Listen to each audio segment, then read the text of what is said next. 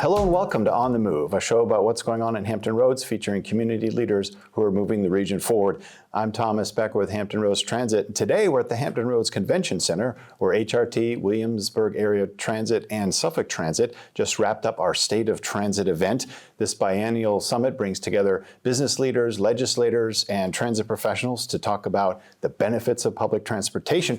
And we're delighted to have with us the event's keynote speaker, Paul Skoutelas. He is president and CEO of APTA, which is the American Public Transportation Association, and that's the leading advocate for public transportation nationally. Welcome to the show, Paul. Well, thank you, Thomas. It's really great to be here. We're so happy to have you. This is such a beautiful area, and I'm happy to come back. Great. Well, let's start with telling us a little bit more about APTA. You're much more than a champion of transit, for sure. Well, we are. You know, we are the industry representative for public transportation in all of its modes. From bus to bus rapid transit to light rail, commuter rail to heavy subway systems and even high-speed rail. So we cover them all. And really the voice of public transportation for North America. Our key goal and role is advocacy. Advocate at the federal level to look for more investment in public transportation. That's really our primary focus, but we do many other things as well. We do peer reviews and safety audits and have best practice exchanges for our membership. So anything, I like to express it, anything that it takes to be successful for our industry and help our members be successful, that's what we're about. Now today we had over 200 people attend our event. What was the reaction today speaking? Well, very impressive turnout this morning. And it's great to see that. People care about public transportation. Everybody has an opinion. Those who ride the system, those who are the policymakers and the elected officials and board members and professional people who work in this industry. It was great to see them all there. Enjoyed the exchanges and the panel sessions that you convened and also the questions that people had. So for me, an enlightening event. I have the privilege of working and traveling all across the country. And so seeing and hearing firsthand what's on people's minds is really helpful. And I'm sure what you heard here is similar to what you've heard elsewhere. Was there something that stood out or? Well, I think very much reflective of what's happening in our industry today. Issues about ridership, investment levels, innovations that are going on in the industry, challenges that we have. I know HRT in particular has a workforce challenge that's been common across the industry. It seems to have moderated a bit over the last couple of years, but still it's a big issue. But really, I think what my takeaway was that you all are working very hard on regional collaboration, which I think is a key to success. I was very pleased to see that. Not only the representatives of the three different transit organizations, but the business members, the chamber, the community groups. That's really what it takes, and I'm really pleased to see that happening here. Yeah. So we just started the new fiscal year on the federal level. Here in Virginia, we're gearing up for the new legislative session as well. What's your message to lawmakers, both on Capitol Hill and the 50 state capitals, when it comes to the importance of sustainable transit? Yeah, you know, I think in this environment that we're operating in, the messages that really resonate the best are around economic development and business generation. Yeah. I think everyone understands that. We all are looking for our communities to create more jobs, create more opportunities for people, and public transportation is an economic driver. It helps drive the economy. So that is a key message. There are many other benefits as well that we talk about that I can elaborate on, but I think if you boil it down, it's the business impacts of what public transportation And you pointed out today that a $5 or $1 investment in transit, comes back to $5 in the community. Correct. And that's through private, companies hiring. Elaborate on that a little bit. What is the economic benefit? Yeah, we have taken the effort because it's warranted to study that, and so we hired economists to tell us, okay, here's the investment levels that are happening in public transportation. Tell us what we return to the economy. It's all of its various forms, because a dollar invested or spent gets multiplied. That dollar is taken by that person who gets that dollar, whether it's a business or a municipality, and that goes for another expenditure. And so there's a multiplier effect.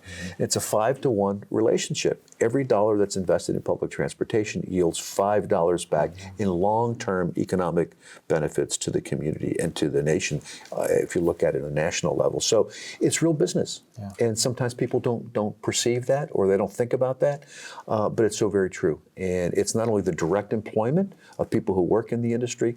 You take HRT, for example, the resources that you expend to operate your system not only goes to your employees, but it goes to your contractors. It goes to the consultants. consultants, it goes to the engineering companies, it goes to the contractors that are all involved in your activities. Multiply that all across the country in our various cities and counties and communities, and you can see that economic generating power of public transit. It's a $94 billion a year industry. Yeah. Now I mean, those are good numbers to talk to legislators about. And I think, might add to that, directly employing some 430,000 employees, but supporting several million private sector jobs as well. Yeah.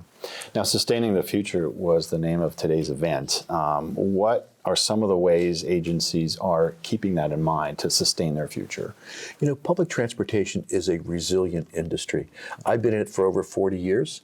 And there's always an ebb and flow of challenges and the like. The funding issues never go away. That's always a key issue. How do you balance your budget? How do you have the resources you need to continue to operate your services at a given level, to have the capital money to invest, to buy new buses, replace the fleet, et cetera. So those never go away. There is an ebb and flow, as I mentioned to that.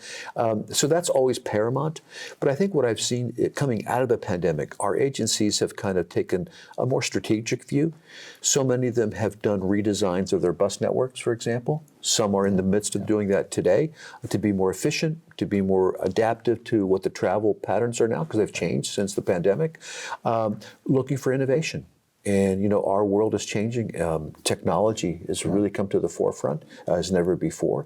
And I think our agencies are looking for what technologies make sense for them to give them an edge in terms of how they improve their, relate to their customers.